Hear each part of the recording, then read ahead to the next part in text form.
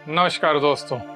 Henry Ford को 8 cylinder का एक इंजन चाहिए था। वही फोर्ड जिनकी फोर्ड एंडेवर और फोर्ड इकोस्पोर्ट इंडिया में आपने खूब चलाई, क्योंकि 1 सिलेंडर से 4 सिलेंडर वाला इंजन ज्यादा पावरफुल होता है और उससे भी ज्यादा पावरफुल होता है 8 सिलेंडर वाला इंजन। बेसिकली फोर्ड को ज्यादा पावरफुल कार बनानी थी, लेकिन वो खुद तो इंजन एक्सपर्ट थे नहीं, तो उन्होंने अपनी कंपनी के कुछ इंजीनियर्स को बुलाया और कहा कि 8 सिलेंडर्स का एक इंजन बनाओ।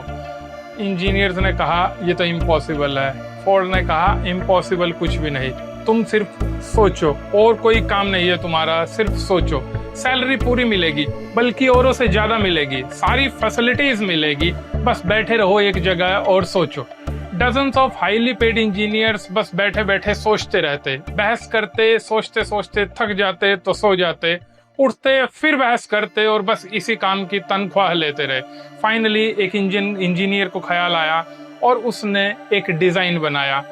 कुछ भी नहीं किया, बस 4 सिलेंडर्स के इंजन के सीधे रखे पिस्टन्स को तिरछा कर दिया और बन गया 8 सिलेंडर का इंजन।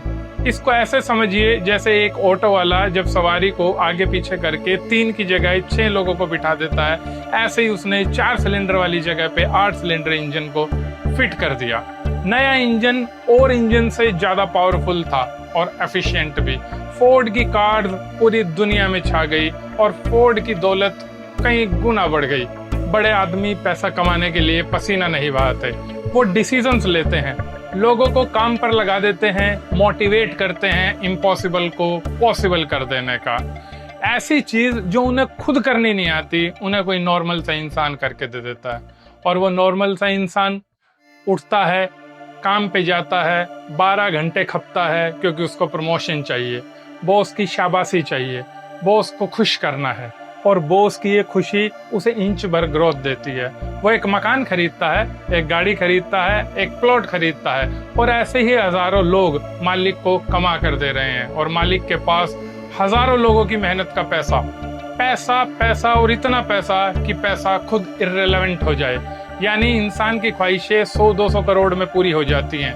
बड़ी कार, बड़ा बंगलो, बच्चों को टॉप यूनिवर्सिटीज में एजुकेशन, फॉरेन हॉलीडेज, थोड़ी बहुत फेम और सिक्योर्ड बैंक बैलेंस। इसके बाद बचा जितना भी पैसा है वो बस एक फिगर है, कैसे स्पेंड करोगे।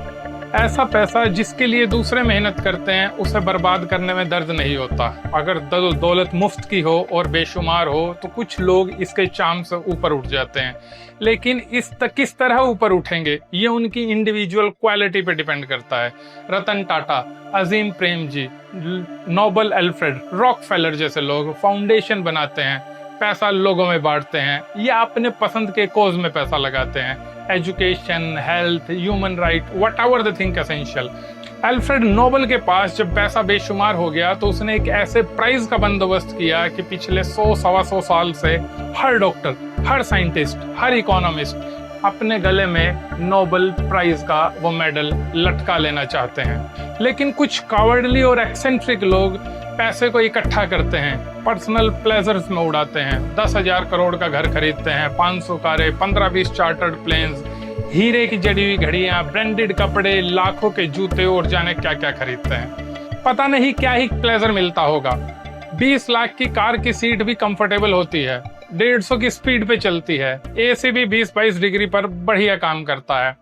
5 करोड़ की कार कितनी कंफर्टेबल होगी, 500 की स्पीड पे चलती होगी, एसी 20-22 की जगह -20-22 पे चलता होगा?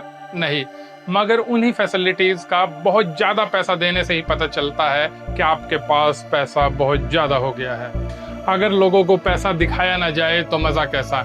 इंडिया में घर बनाना, वेडिंग्स यानी शादियां दिखावे की ही अपॉर्चुनिटी है। 10 करोड़ की शादी, 100 करोड़ की शादी, और अभी अभी आपने हाल ही में 5,000 करोड़ की शादी भी देखी, लेकिन लेवल वही है। हरियाणा में सस्ता नागिन डांस होता है, शर्ट उतार कर। उनकी शादी में रिहाना, जस्टिन बीबर और दिलजीत दोसांझ नाचते हैं। बहू के घाघरे पर भगवान बिठा देना भी पैसे की ही डेमोन्स्ट्रेशन है। फोर्ड ने अपने एम्प्लॉइज को 8 सिलेंडर का इंजन बनाने का चैलेंज दिया। इस सोच ने अफोर्डेबल और पावरफुल कार्स दी। इसने इंसान के लाइफस्टाइल को बदल के रख दिया। फोर्ड मालामाल हुए। बिल गेट्स ने सस्ता कंप्यूटर दिया। इसने पूरी दुनिया को प्रोफाइंडली चेंज कर दिया। गेट्स मालामाल हुए। नोबल ने RDX बनाया जिसने पूरी दुनिया को कॉम्प्रिहेंसिवली कनेक्ट कर दिया, मालामाल हुए। बड़ा आदमी अपने लोगों को ह्यूमनली लिमिटेशंस तोड़ने का चैलेंज देता है। Henry Ford, Bill Gates mental limitations को तोड़ने का चैलेंज देते हैं। हमारे यहाँ के कैपिटलिस्ट भी देते हैं मोरालिटीज को तोड़ने का चैलेंज। हमारे कैपिटलिस्ट लोगों ने इतना पैसा कमाया लेकिन एक नया प्रोडक्ट दुनिया को नहीं दिया, कोई नई सर्विस दे के ये पैसा नहीं बनाया। ये पैसा कैसे बनाते हैं आप और हम अच्छी तरह जानते हैं। इमोरल मीन्स से पैसा कमाया, इमोरल मीन्स में ही खर्च होता हुआ हम रोज देखते हैं। मैं पर्सनली कैपिटलिज्म को इतना बुरा नहीं मानता, लेकिन गौर से देखने पर इंडियन कैपिटलिज्म और वेस्टर्न कैपिटलिज्म में बहुत बड़ा डिफरेंस दिखाई देता है और मन में आता है कि इंडियन कैपिटलिज्म और इसकी हालत करने वाले लोग भाड़ में जाएं। धन्यवाद।